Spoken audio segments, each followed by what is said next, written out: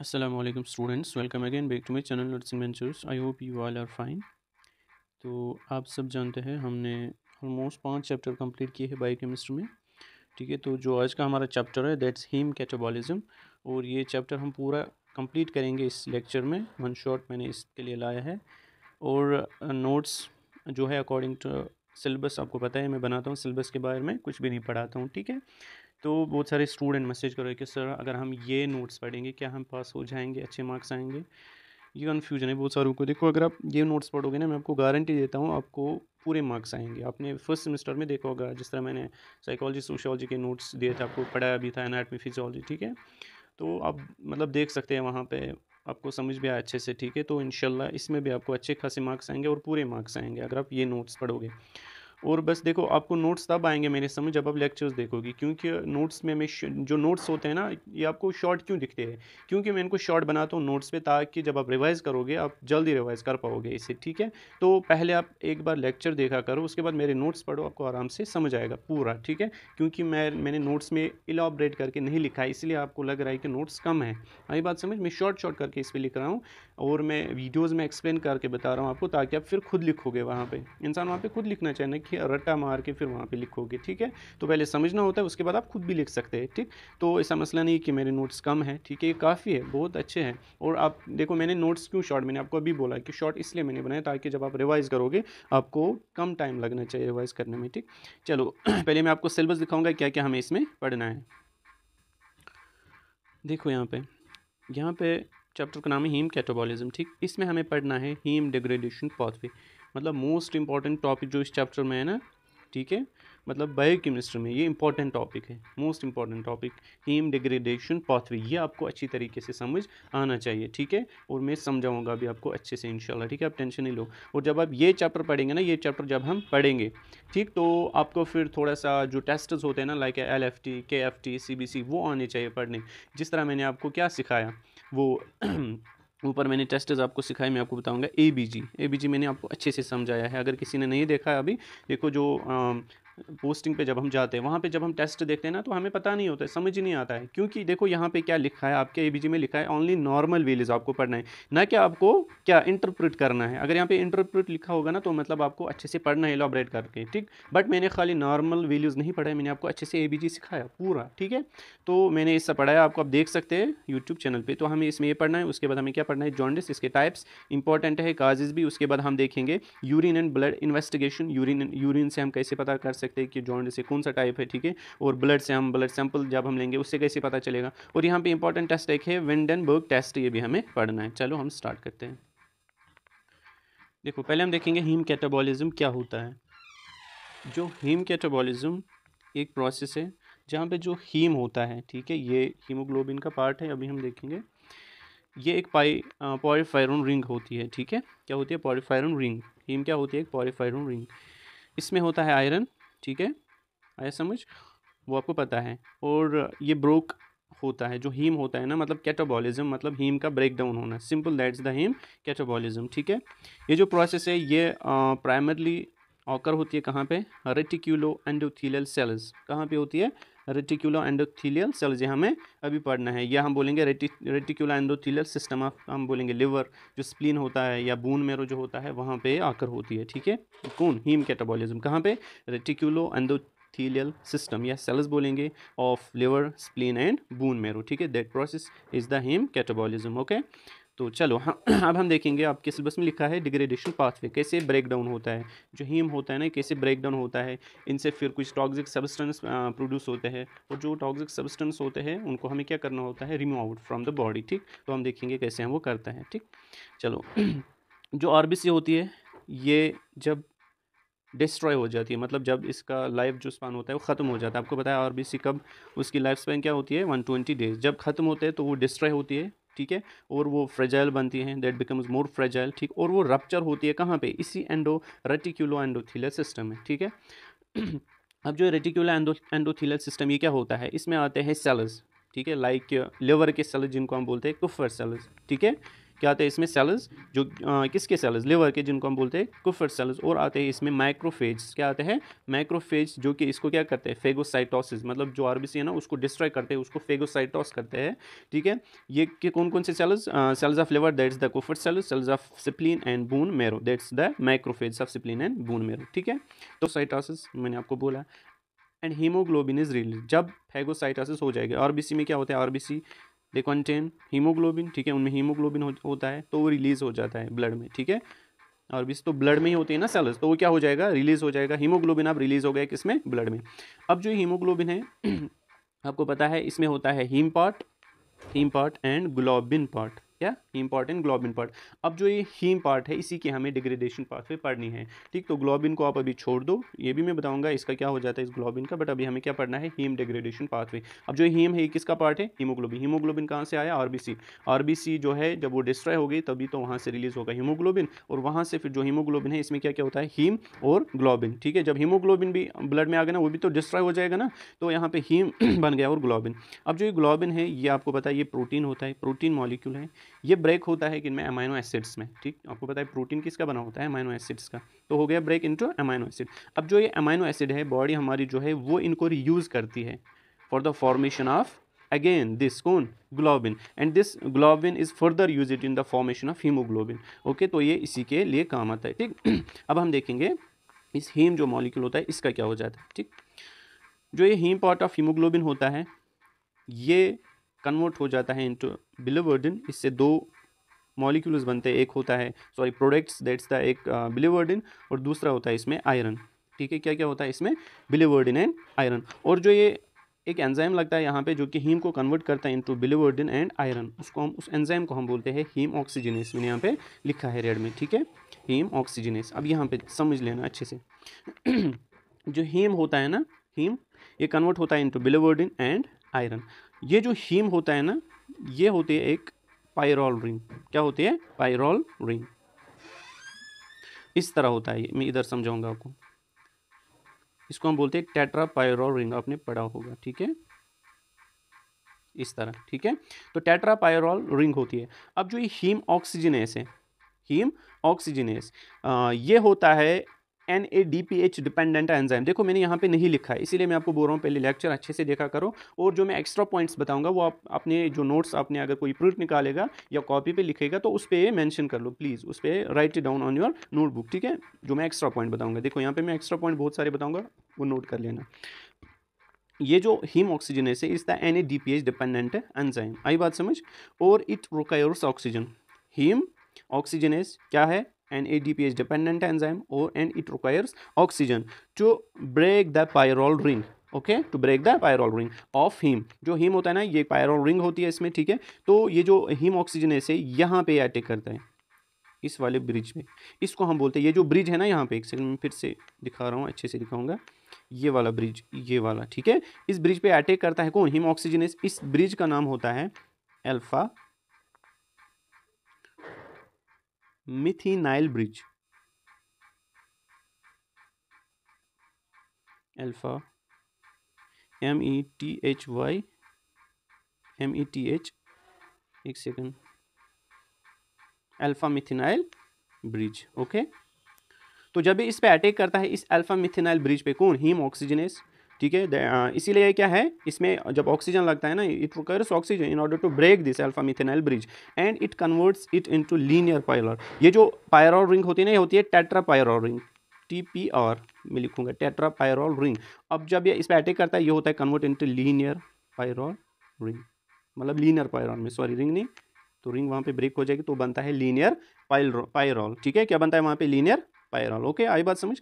तो यहाँ पे यहाँ तक आपको समझ आ गया। अब जो ये क्या है यहाँ पे, ये हीम है ना, ये हीम है, हीम पे इसने अटैक किया। अब जो ये लीनियर पायरोल बन गया इसी को हम क्या कहते हैं ना, बिलिवर्डिन, क्या कहते हैं, बिलिवर्डिन, समझ आई बात, ओके। अब देखो इधर यहाँ पे एक MCQ आप याद रख लेना, जब हीम कन्वर्ट होता है ना इनटू बिलिवर्डिन एंड आयरन तो यहाँ पे निकलता है प्रोडक्शन ऑफ कार्बन मोनोऑक्साइड होता है यहाँ पे, ये बात याद रख लेना। इट्स द ओनली स्टेप या रिएक्शन, हम स्टेप बोलेंगे sorry, it's the only step wire endogenous production of carbon monoxide occurs. ये MCQ मतलब याद रख लेना, ठीक है, इंपॉर्टेंट है। तो ये हो गया यहाँ तक। तो बन गया हमारा बिलिवर्डिन एंड आयरन। अब जो ये बिलिवर्डिन है, मैंने क्या बोला, ये लीनियर पायरोल है, ठीक है।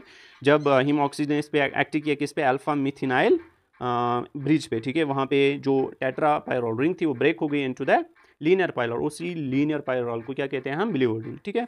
अब देखो यहाँ पे ये जो बिलिवर्डिन है ये क्या है, अभी लीनियर, इसमें कौन सा ग्रुप है अभी, मिथिनाइल, ठीक है। तो जो एक एंजाइम होता है बिलिवर्डिन रिडक्टेज, क्या होता है, बिलिवर्डिन रिडक्टेज, ये इसी मिथेनाइल ब्रिज पे एक्ट करता है फिर से और कन्वर्ट करता है इसको किस वाले मतलब ब्रिज में, ठीक है, उसको हम बोलते हैं मिथिलीन या मिथाइलिन बोलेंगे, METHYLENE, मिथाइलिन मतलब एंड पे इसको कन्वर्ट करता है, मिथाइलिन एंड में इसको कन्वर्ट करता है। आपको थोड़ा बोरिंग लगेगा बट ये आप याद रख लो, ज़रूरी नहीं है आपको याद रखना है, थोड़ा सा मैं डीप गया यहाँ पे ताकि आपको अच्छे से समझ आए, ठीक है, वरना आप जो मैंने नोट्स पे लिखा है ना ये काफ़ी है, अब मैं एक्स्ट्रा पॉइंट बता रहा हूँ, ये आप मेंशन कर लो, ठीक है। ओके, अब जो ये बिलिवर्डिन है ना, बिलिवर्डिन, इस पे एक्ट करता है कौन, बिलिवर्डिन रिडक्टेज, कौन एक्ट करता है, बिलिवर्डिन reductase and converts it into bilirubin, ठीक।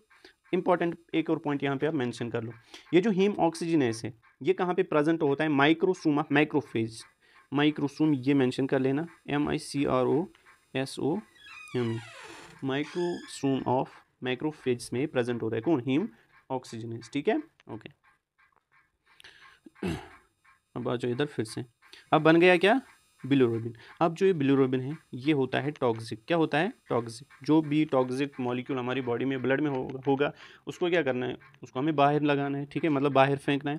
तो इसको भी हमें बाहर फेंकना है, किसको, बिलिरुबिन को। एक तो ये टॉक्सिक है, दूसरा ये होता है वाटर इनसॉल्युबल, मतलब लिपिड सॉल्युबल होता है, दैट्स द वाटर इनसॉल्युबल, ठीक है। तो ये होता है वाटर इनसॉल्युबल। और ये जो यहाँ पे बिलिरुबिन बनाना, इसको हम कहते हैं अनकंजुगेटेड बिलिरुबिन। यहाँ पे मैंने फुल फॉर्म लिखी है बस, ठीक है, इसको यहाँ पे लिख लेना फॉर्म में।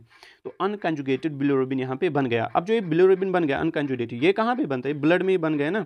अब जो ये अनकंजुगेटेड बिलिरुबिन है, ठीक है, ये टॉक्सिक है, इसको हमें बाहर निकालना है। और क्या है, ये वाटर सॉल्युबल, तो ये ब्लड के थ्रू मतलब किसी दूसरे ऑर्गन तक नहीं पहुंचेगा, तो इसको पहले किसी के साथ कंबाइन होना है तब जाके ये किसी ऑर्गन तक पहुंच जाएगा, ठीक है। ये अच्छी तरह समझ लेना मेरी बात, ठीक है। देखो इधर अब जो ये अनकंजुगेटेड बिलिरुबिन है it's released into the blood. अब ये ब्लड में चला गया, पहले इसको क्या किया, फेगोसाइटोसिस हो गया आरबीसी की, उसके बाद हीमोग्लोबिन निकला, हीमोग्लोबिन से हीम पार्ट एंड ग्लोबिन। अब हीम से क्या बना, बिलिवर्डिन एंड आयरन, ठीक है, यहाँ पे ऊपर मैंने बताया बिलिवर्डिन एंड आयरन। अब biliverdin is converted into bilirubin, that's the unconjugated bilirubin, and this bilirubin we need to excrete out of the body, ठीक है। तो पहले ये रिलीज किया जाएगा किसमें, ब्लड में। अब कहाँ पहुँच गया ये अनकंजुगेटेड बिलिरुबिन, ब्लड में, ठीक है।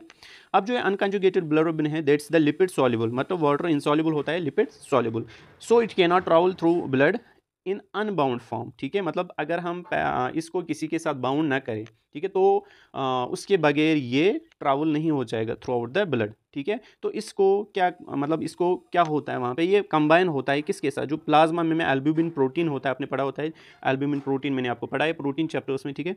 अब जो एल्ब्यूमिन है, ठीक, ये क्या करता है काम, ये बोलता है इस कंजुगेटेड बिलिरुबिन को आप मेरे साथ आ जाओ और मेरे साथ क्या बनाओ, कॉम्प्लेक्स। तो बनता है वहाँ पे एल्ब्यूमिन बिलिरुबिन कॉम्प्लेक्स, या बोलेंगे बिलिरुबिन एल्ब्यूमिन कॉम्प्लेक्स।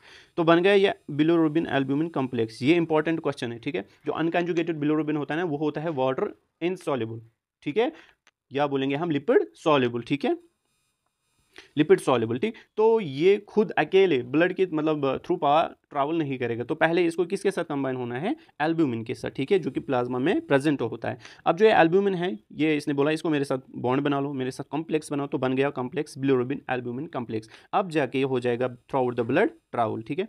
अब ये पहुंच गया, इसको कहाँ पे पहुंचना है, लिवर के पास, ठीक है, ताकि वहाँ से फिर ये सिक्रेट हो जाए, ठीक, ओके। पहले या तो इंटेस्टाइनस के थ्रू या किडनी के थ्रू, मैं आपको आगे बताऊंगा, ठीक है। अब जो ये बिलिरुबिन है ये क्या पहुंच गया, अब ये पहुंच गया लिवर में, पहुंच गया लिवर में। अब जो आप बोलोगे सर एल्ब्यूमिन क्या एल्ब्यूमिन जो है उसका क्या हो गया, वो फिर से मतलब बैक हो गया किसमें, ब्लड स्ट्रीम में, ताकि फिर से वो किसके साथ बाइंड हो जाए, बिलिरुबिन के साथ, फिर से वो ये कॉम्प्लेक्स बनाए। तो ये प्रोसेस चलती रहती है, ठीक है। अब बिलिरुबिन कहाँ पे पहुंच गया, लिवर के पास, लेकिन कौन सा वाला, अनकंजुगेटेड, इंपॉर्टेंट है, ठीक है। अब ये कंजुगेटेड नहीं है, अनकंजुगेटेड को हम दूसरा नाम बोलते हैं इनडायरेक्ट, क्या बोलते हैं, इनडायरेक्ट बिलिरुबिन, ये बात याद रखना। और कंजुगेटेड को हम बोलते हैं डायरेक्ट बिलिरुबिन, ठीक है।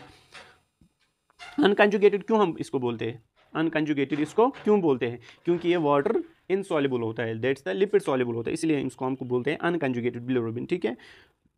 अब देखो इधर, अब जो ये बिलिरुबिन है ये ट्रांसपोर्ट होता है किसमें, लिवर में, ठीक है, transport through blood into the liver, sorry transport through blood into the liver by facilitated diffusion.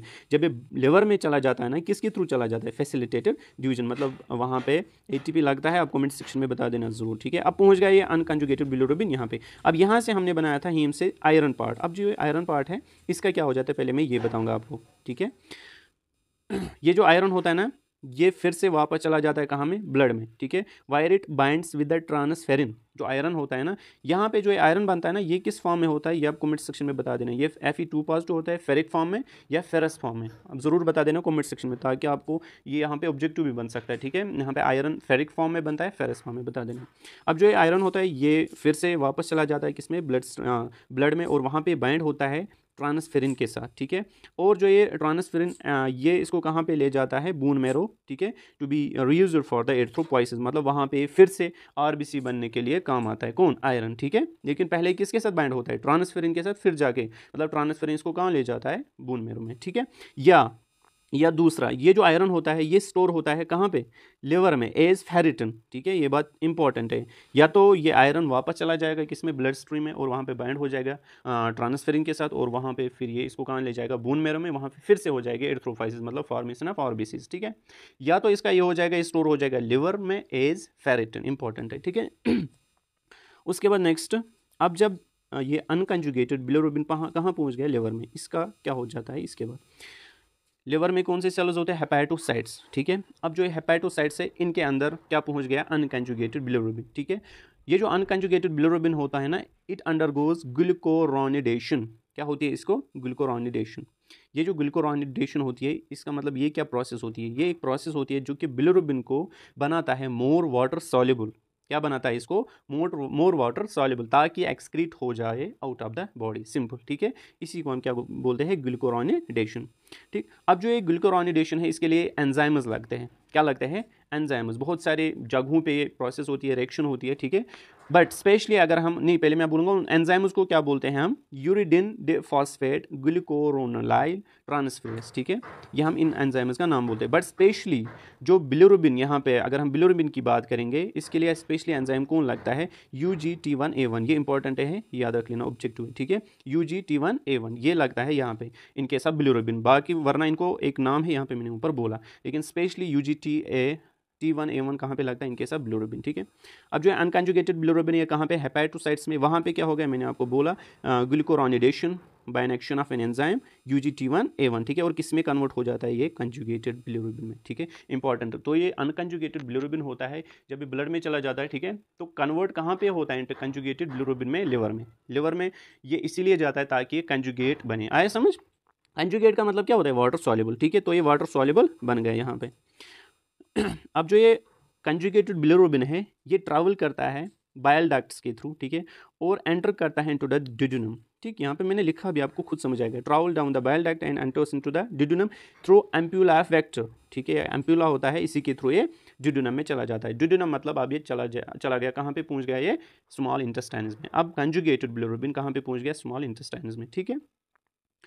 Conjugated जो बिलिरुबिन है ये एक्सपोज होता है वहाँ पे, इंटेस्टाइन्स में बैक्टीरिया होता है, आपको पता होता है, ठीक है, आपको पता होगा वहाँ पे बैक्टीरिया होता है, तो ये एक्सपोज होता है बैक्टीरिया को, और जो ये बैक्टीरिया है ये इसको कन्वर्ट करता है यूरोबिलिनोजन में, किस में कन्वर्ट करता है, यूरोबिलिनोजन में, किसको, कंजुगेटेड बिलिरुबिन को कौन करता है, बैक्टीरिया जो कि प्रेजेंट होता है इंटेस्टाइन्स में, ठीक है।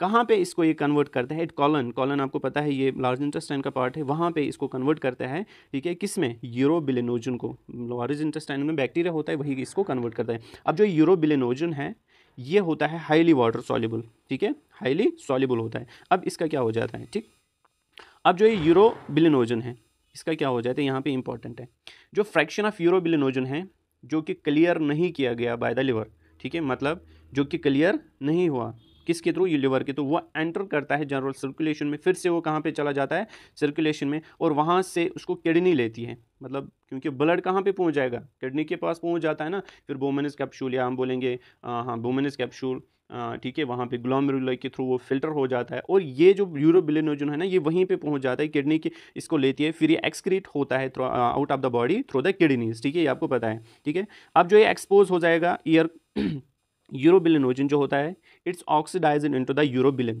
ठीक है, किस में कन्वर्ट, देखो यूरोबिलिनोजन कहाँ पे पहुँच गया, अब यूरिन में, जब ये किडनी ने लिया, ठीक है, अब कहाँ पे पहुँच गया, यूरिन में। जब ये यूरिन में पहुँच जाता है, जब ये फिर से वहाँ पे एक्सपोज होता है एयर को, तो ये यूरोबिलिनोजन कन्वर्ट होता है इनटू यूरोबिलिन में।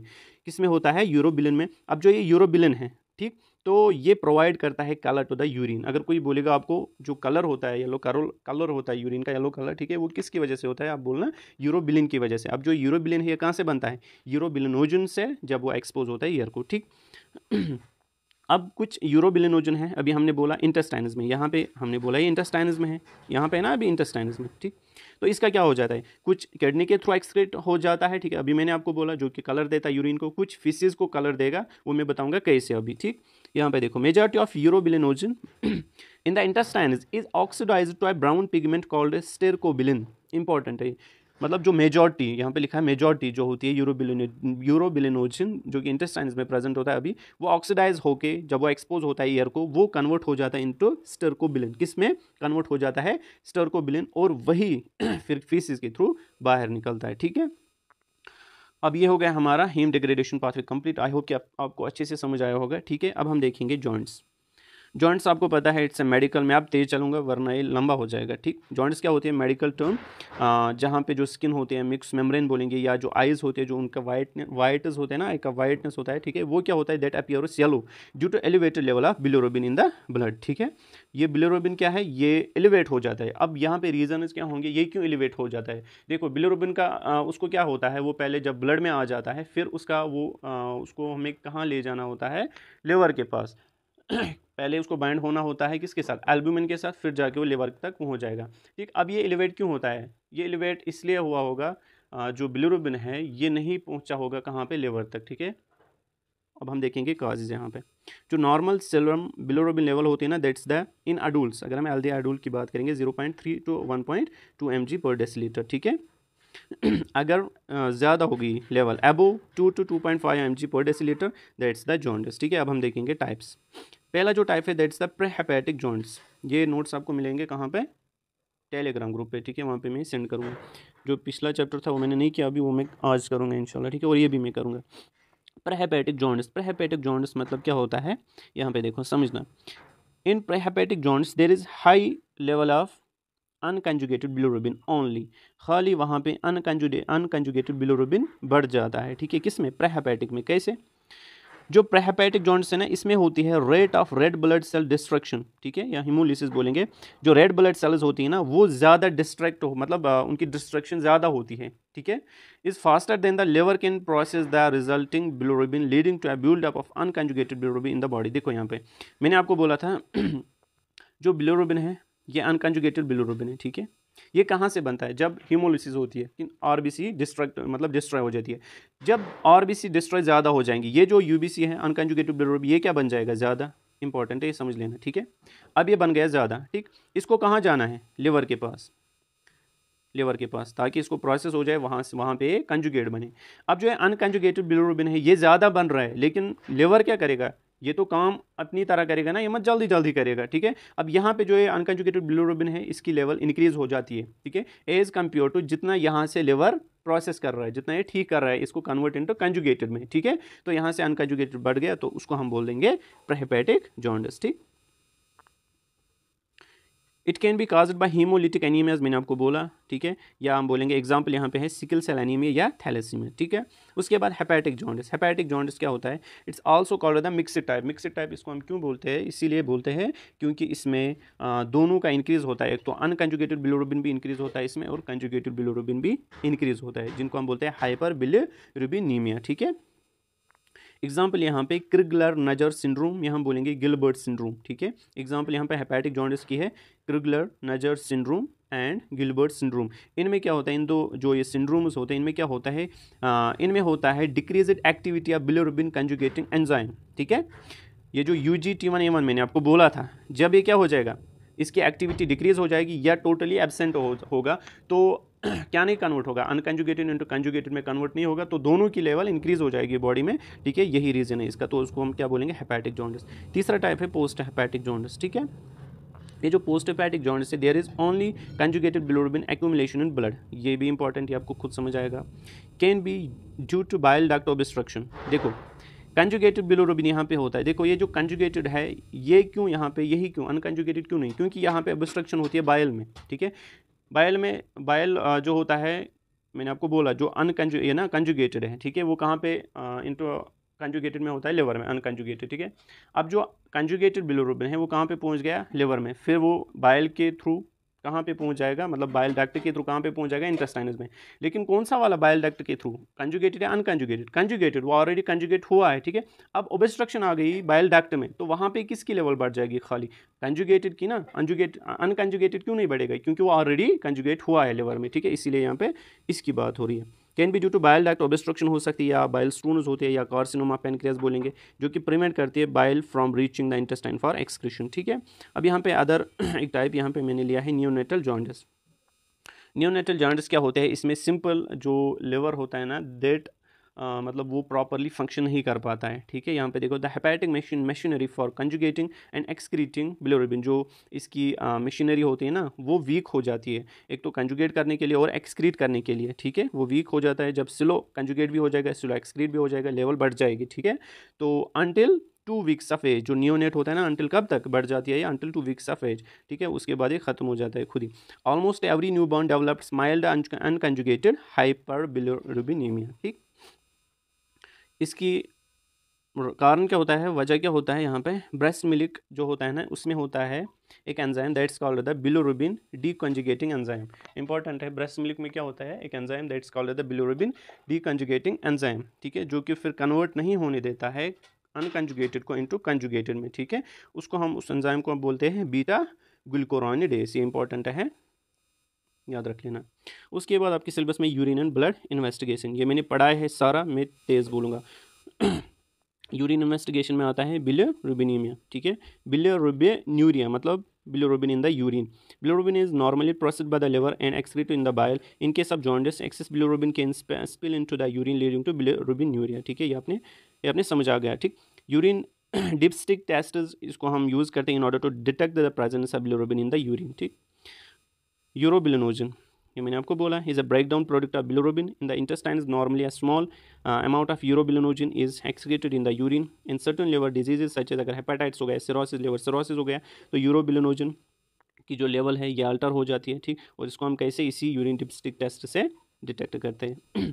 उसके बाद ब्लड इन्वेस्टिगेशंस में आता है सीरम बिलिरुबिन लेवल, इसमें हम देखते हैं डायरेक्ट मतलब अनकंजुगेटेड, या हम बोलेंगे सॉरी, डायरेक्ट मतलब कंजुगेटेड या और इनडायरेक्ट बिलिरुबिन जो होता है, उनकी लेवल हम देखते हैं किस में, ब्लड में, ब्लड सीरम में, ठीक है। डायरेक्ट बिलिरुबिन इंक्रीज हो गया, it measures the amount of bilirubin that has been processed by the liver and is water soluble, आपको समझ आया होगा, ठीक है, ऊपर मैंने अच्छे से समझाया। इनडायरेक्ट क्या होता है, it measures the amount of bilirubin that has not yet been processed by the liver, मतलब जो अभी तक कन्वर्ट नहीं किया गया है। इंक्रीज लेवल ऑफ कंजुगेटेड या अनकंजुगेटेड बिलिरुबिन अगर हो गया तो उसको हम बोलते हैं जॉन्डिस। दूसरा जो ब्लड इन्वेस्टिगेशन में टेस्ट आता है that's the LFT, liver function test, ये हमें पढ़ना है, आप टेंशन नहीं लो, हाँ सॉरी हमने पढ़ा है ऑलरेडी, ठीक है, हमने LFT अच्छे से पढ़ा है, और इसके एंजाइम्स भी। ये जो AST ALT ये कब इंक्रीज़ होंगे, जब लिवर डैमेज हो जाएगा, या अगर ऑब्स्ट्रक्शन होगी, मैंने अभी पढ़ा है आपको ऑब्स्ट्रक्शन इसमें पोस्ट हेपेटिक में, ठीक है, ऑब्स्ट्रक्शन वहाँ पे होती है, तो वहाँ पे कौन से एंजाइम्स एलिवेट हो जाएंगे, ALP एंड GGT, ये भी मैंने आपको सिखाया है पिछले चैप्टर में, वो देख लेना अच्छे से। उसके बाद CBC complete blood count test जो होता है, इसमें हम ये पता कर सकते हैं कि अब नॉर्मलिटीज़, ठीक है, लाइक एनीमिया मत है इसमें, या हीमोलिटिक जॉन्डिस कब होगा, जब RBC ज़्यादा से ज़्यादा डिस्ट्रॉय हो जाएंगे, एनीमिया हो सकता है वहाँ पे, ठीक। या हम इससे पता कर सकते हैं CBC से, अगर इंक्रीज लेवल ऑफ WBC है तो मतलब इंडिकेट्स द इन्फेक्शन है, ठीक। उसमें हम और करते हैं PTINR प्रोथ्रोम्बिन टेस्ट करते हैं, इसमें वायरल हेपेटाइटिस सीरोलॉजी हम करते हैं, CT स्कैन, ये रहे ब्लड इन्वेस्टिगेशंस। उसके बाद लास्ट जो हमें टेस्ट इसमें पढ़ना है दैट्स द वेंडनबर्ग टेस्ट। ये जो वेंडनबर्ग टेस्ट है ना, ये हम इसलिए इस्तेमाल करते हैं in order to determine the type of bilirubin present in the blood, कौन सा टाइप है, क्या कंजुगेटेड है या अनकंजुगेटेड है, ठीक है। तो इससे हमें ये भी पता कर सकते हैं ना, मतलब it helps in distinguish between the direct and indirect bilirubin, ठीक है। यही टेस्ट, इसका पर्पस क्या होता है, to differentiate between unconjugated and conjugated bilirubin in the blood. दूसरा पर्पस है इसका to assess the severity of joints and help in diagnose the underlying cause. Principle important है, ये पढ़ लो। ये जो टेस्ट है it's based on the reaction of bilirubin हम इसमें क्या कराते हैं, रिएक्शन कराते हैं किसकी, बिलिरुबिन की, किसके साथ, कुछ सब्सटेंसेस के साथ, जिसमें आता है डायोटाइज्ड सल्फेनिलिक एसिड, या हम बोलेंगे उसको डायज़ोटाइज्ड नहीं, डायज़ोटाइज्ड सल्फेनिलिक एसिड, या हम बोलेंगे डायज़ोटाइज्ड 2,4 डाइक्लोरो एनिलीन। ठीक है, इनके साथ बिलिरुबिन की हम रिएक्शन करवाते हैं, फिर वहाँ पे कुछ प्रोडक्ट्स बनते हैं, कंपाउंड्स बनते हैं। ठीक है, अब जो एक कंपाउंड्स है, the reaction produce coloured compounds कौन से कंपाउंड्स बनाते हैं, coloured compounds. And the intensity of colour, जो इंटेंसिटी होती है ना कलर की, that's the proportional to the concentration of bilirubin in the sample. मतलब यहाँ पे समझो, जब कंपाउंड्स बन गए, उनका कलर आ गया, ठीक, अगर इंटेंसिटी कलर की ज़्यादा होगी तो बिलिरुबिन की लेवल क्या होगी, कम, अगर इंटेंसिटी कलर कम होगी तो बिलिरुबिन की लेवल ज़्यादा होगी। तो ये रहा टेस्ट, इसका प्रिंसिपल भी इतना है आपके सिलेबस में था। आई होप कि आपको अच्छे से समझ आया होगा। मिलते हैं नेक्स्ट वीडियो में, तब तक के लिए अल्लाह हाफिज़।